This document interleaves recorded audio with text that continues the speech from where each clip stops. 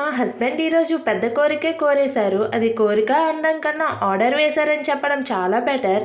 ఏమైంది అనుకుంటున్నారా? చాలా డేస్ అవుతుంది చికెన్ బిర్యానీ తిని. ఈరోజు ఎలా అయినా సరే నాకు చికెన్ బిర్యానీ కావాలి అని పట్టుపట్టారు. మన ఛానల్లో కూడా బిర్యానీ వీడియోస్ పెట్టి చాలా డేసే అవుతుంది కదా! సో ఇదే దొరికింది ఛాన్స్ కదా అని చెప్పి నేను కూడా ఓకే చెప్పేసి ఒక కండిషన్ కూడా పెట్టాను. నేను మీకు బిర్యానీ చేయాలంటే నాకు మీరు వీడియో తీయాలని చెప్పాను. దానికి మా హస్బెండ్ ఓకే చెప్పేశారు. ఇంకా మనం ఏమాత్రం లేట్ చేయకుండా బిర్యానీ ప్రాసెస్‌లోకి వెళ్ళిపోదామా? హాఫ్ కేజీ చికెన్ తీసుకొని అందులో చూపించిన మసాలాలన్నీ వేసేసి ఒక హాఫ్ అన్ అవర్ మ్యాగ్నేట్ చేసేసి తర్వాత ఒక బాండీ పెట్టేసి అందులో మసాలా ఇంగ్రీడియంట్స్ వేసేసి చికెన్ వేసుకొని దాన్ని మంచిగా కుక్ చేయాలి. సో చికెన్ అయితే ఒక పక్క కుక్ అవుతుంది కదా! సో రైస్ కోసం అని చెప్పి వాటర్ పెట్టేసి అందులో చూపించిన ఇంగ్రీడియంట్స్ అన్నీ కూడా వేసేసి దాన్ని మంచిగా బాయిల్ అవ్వనివ్వాలి.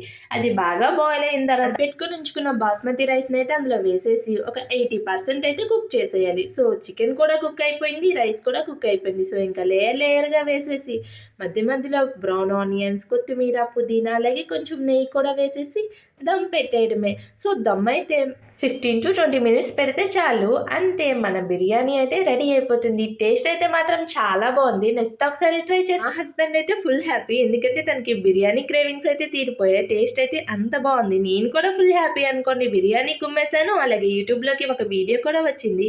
ఈసారి అయితే కష్టపడకుండా వీడియో అయితే వచ్చేసింది. మా హస్బెండే వీడియో తీశారు కాబట్టి అంత కష్టమేం అనిపించలేదు. సో మీకు వీడియో నచ్చితే మాత్రం లైక్ చేయడం మర్చిపోకండి. అలాగే సబ్స్క్రైబ్ కూడా చేసుకోండి.